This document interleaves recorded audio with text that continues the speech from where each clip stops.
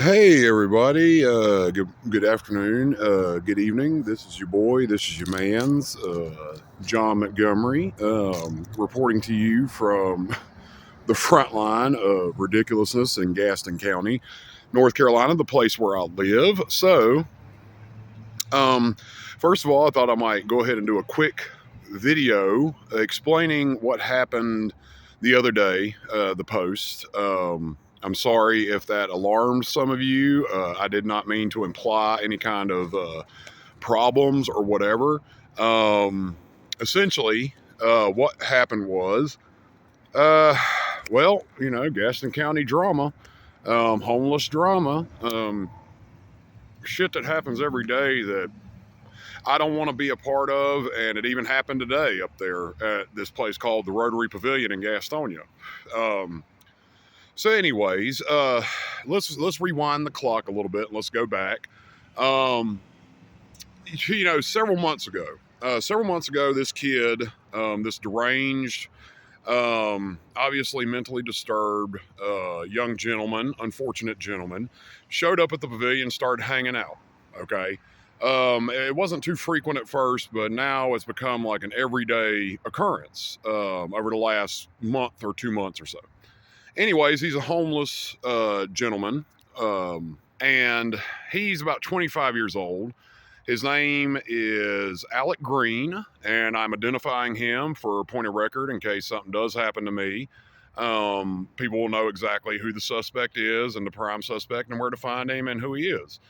Either way, he's a 25-year-old young gentleman, and his occupation is apparently smoking meth and losing his goddamn mind. That's his day job. That's apparently what he does every day with his life, and drinking and just generally hanging around, being a leech, being a fucking disassociated asshole, a cunt, just a piece of shit. And that isn't a knock on homeless people. That isn't a knock on addicts. That isn't a knock on alcoholics. That isn't a knock on any of that shit. It's a knock on fucking cunts, which this kid is. And I say that because of this. Okay, so first of all, the first interaction I had with this young gentleman, true interaction, is I saw him, at the pavilion without his shirt on, walking around, and he came up to me and he solicited a heroin purchase. And I said, "No, thank you, good sir. I am not, interested in the heroin today. I'm all heroined out." And he went on his way. The next time I would hear about this, gentleman is when my friend Kenny, who's a recovering meth addict himself, was up there, and he was just hanging out, doing whatever. And this young man came up and solicited him to buy meth. And he refused. He said, "No, I don't." And he may have told the kid to fuck off because Kenny doesn't. One thing he hates is people who are soliciting him to buy drugs when he's in recovery. And he's never even implied that he wants drugs. But these motherfuckers will come up and be like, "Hey, man, you want to buy some meth? You want to buy this?" So it pisses him off, and rightfully so. Nobody should be just sitting there chilling and not even giving off signs of looking for meth.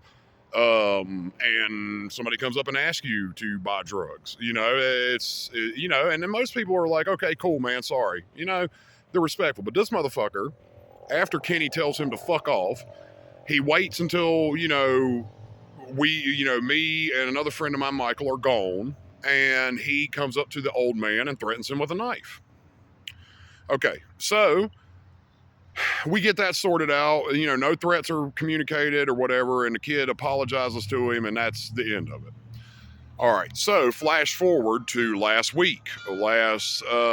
Thursday, I believe it was. So Thursday, I have my appointment at a place where I go shower, shave, get my clothes washed, and then I come back. Okay. So it's raining, it's cold in Gaston County. So I go up to the pavilion because that's one of the only places we're allowed to stand where there's shelter. Okay. So I go up there, smoking a cigarette, chilling out, listening to music. And then all of a sudden, out of nowhere, this kid is up on the pavilion, and I notice him. He's sitting there pacing back and forth, and I already know something's off because he's, drinking or something. I don't know what it is, but there's something going on.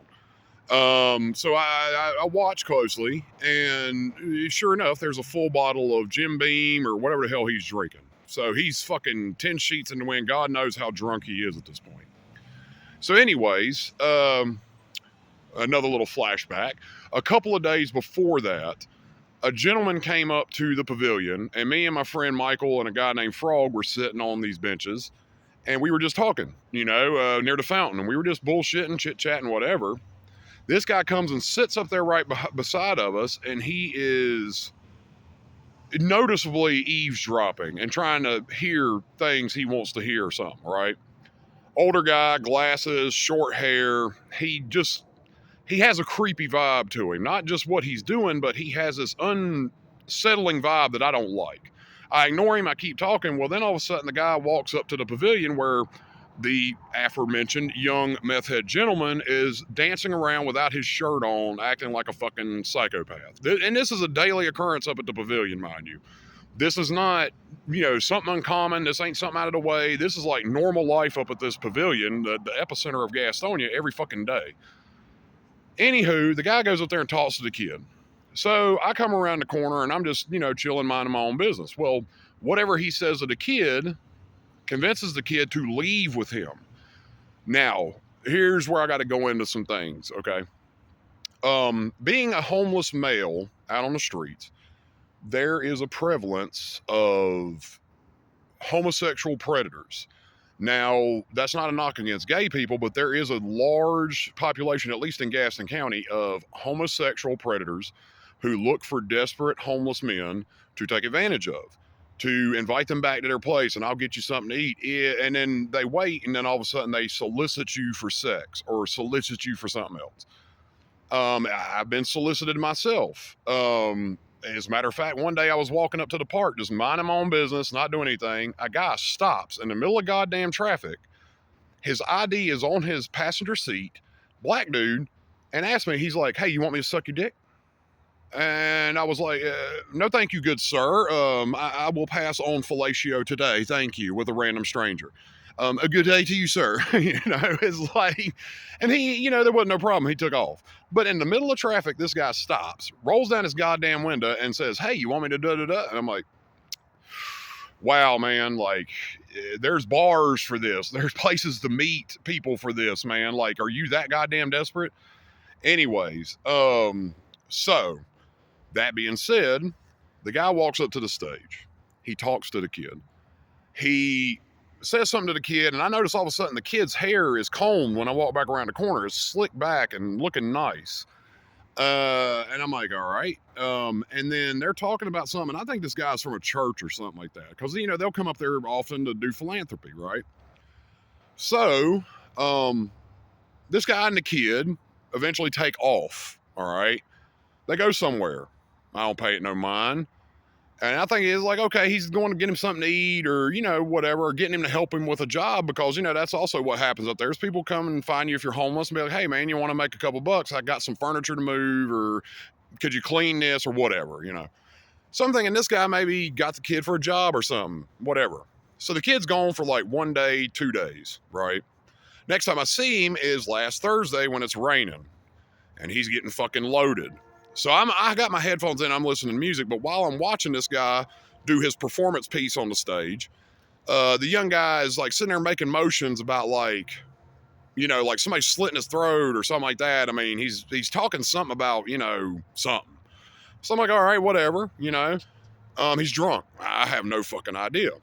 So I'm sitting there listening to music. It's raining. It's cold. It's like 40 degrees. It's not raining hard, but it's raining enough to get you wet, man. Real wet. And next thing I know, I see old dude approaching him from out of nowhere. And the guy with the glasses on. And he walks up to the stage and the kid fucking goes off on him. He starts punching him. He whips out his knife, talking about stabbing him, cussing him, shit like that, man. And I'm like, whoa, what the fuck happened here? Apparently, what I caught when I popped out my headphones was the kid was like, "You gonna threaten me?" and blah, blah, blah, blah, blah. And the guy's like, "No, no, no, no." And the guy is fucking wasted too. The guy is fucking drunk as shit. So I walk up to this and I walk behind the dude because I'm thinking he might pull a gun. He might do whatever to this kid, man. Like, So all of a sudden I walk up to it and I'm like, hey man, like, and the guy's backing up and I'm like, hey man, you might want to get the fuck out of here. Like you might want to leave. You know, there ain't no hose here. There ain't no nothing, whatever. And I said, I don't know what the fuck you're doing down here, but you need to fucking go, man, because apparently you've done something very fucking wrong. So that guy walks off and I'm like, man, you know, don't come down here, whatever. You know, don't fucking do that shit, you know? He stands over in the parking lot, fucked up, drunk. He says, fuck you. He starts talking shit from a distance. I'm like, well, fuck you too, man. Like, I don't give a shit. Go home, sleep it off. You're fucking drunk, whatever, dude. Like, so I fucking walk away. I put my headphones back in, and all of a sudden I hear yelling. I turn around. This cocksucker's following me, the young kid. He's following me. He's fucking cussing me out. Hey, man, turn around when I'm fucking talking to you, bitch. Turn around when I'm fucking talking to you, bitch. I'm like, all right, here we go. So I'm thinking I'm about to get chastised by a drunk. I'm just going to get my shit and I'll leave. And all of a sudden he's running up on me. He's like, don't talk to my friend like that. Don't talk to my fuck you, man. I'm trained in self-defense. I'm gang connected. Blah, blah, blah, blah, blah. He starts getting close. And I'm like, all right. And I got my hands down and I got my hands up. I'm like, man, look, you know, fucking calm down, dude. Fucking settle the fuck down. Begging with the kid. I'm like, calm the fuck down. Next thing I know, he punches me in the fucking face. It doesn't faze me. I'm just staring at him. I'm like, you know, what the I'm like, you do that again, I'm gonna fucking kill you. Like, I'm gonna fucking kill you, dude. And he's like, I'm about to break your nose. I'm about to break your nose. And I'm like, you need to calm the fuck down. Still trying to talk reason to the kid. And he's drunk. He's feeling bulletproof. He's found his courage in the bottom of a bottle. Whatever the fuck the case may be. The kid made a very, very, very, very, very dedicated enemy of me that day. He got one shot. He got his one shot. Cheap shot. That's it. No more. Round 2 is going to be completely fucking different. Now, I didn't lay hands on the kid. You know, I'm just standing there waiting for him to do something else. Because after that, I'm waiting for you to do something else. Because then I'm going to use justifiable force. You understand me? Whatever the fuck happens after that, you know, you're getting fucked up. You're going to the hospital, man. That's it. You had your one shot. You got a free shot. That's fucking it. You laid hands on me. So then we start to walk toward the pavilion. And the kid starts talking about, hand me my knife. Hand me my knife. Like he's going to fucking stab me. And I'm like, get your fucking knife, dude. Get your fucking knife. Please, mate, give me probable cause, bro. I'm waiting. And the shit was escalating. So by that point, he turns around and all of a sudden he starts to kind of stop talking about the knife. And we look behind us and there's 5 police officers, 6 police officers coming up on us. And I turn around and I'm like, you know, because at that point I was losing my patience, what patience I had left. And by the time I got up to Boo and he was talking about getting his knife, I was ready to fucking go. Like, I was like, all right, dude, I'm going to fucking drive you into the concrete and I'm going to break you today. Like, I am going to use my fist to put you to basically either end your life or end your ability to speak properly for the rest of your fucking life and chew food. So the kid all of a sudden backtracks a little bit. The officers are approaching. I walk up on them, holding my hands up. I'm like, yes, sir, I'm sorry. You know, I'm like, this kid just attacked me. He attacked somebody else. I start giving him the rundown. I'm like, the guy took off. I'm like, you know, he punched me in the face. I give him the account. So, in the meanwhile, this kid's still up there drunk, mind you, belligerent, sitting on the stage, talking about threatening his friend or whatever the fuck he's going on about. So I give the description of the events to the officer. I try to tell them that, you know, at the front, right before, after I seen the cops, I could see the front of the pavilion, which is maybe half a football field away, if that. And the guy was standing there staring up toward the pavilion stage. The guy came back around, put on a jacket, and was standing down there looking when I went to the officers. And I tried to tell him he's up front, you know, he's right there. That's the guy he attacked. He disappears. Okay. And bearing in mind, up here at the pavilion, there's cameras all over the place that got this on tape, right? So, I give my account to the officers, my description, my exact detail of what happened, and then my ID, everything. And like by the end of it all, which, by the way, 3 construction workers who witnessed, because this is the middle of the day. This ain't like in the middle of the night. This is fucking like 1, 2 o'clock in the afternoon, dude. I give the account to the officers, everything like that, and then I basically tell them I do not want to press charges. Which at that point, you got to understand, I'm just ready to get it over with. And also, bearing in mind that if I press charges, that means I will be stuck in Gaston County through court and legal processes for at least maybe another 6 months to a year. I don't fucking want that. I don't want to fucking be here for another goddamn year dealing with these fucking people and this bullshit. I don't want to fucking be there seeing his stupid ass in court, explaining how life works. I don't want to do that shit. So I dropped the charges. I'm like, you know what? He's just having a bad day.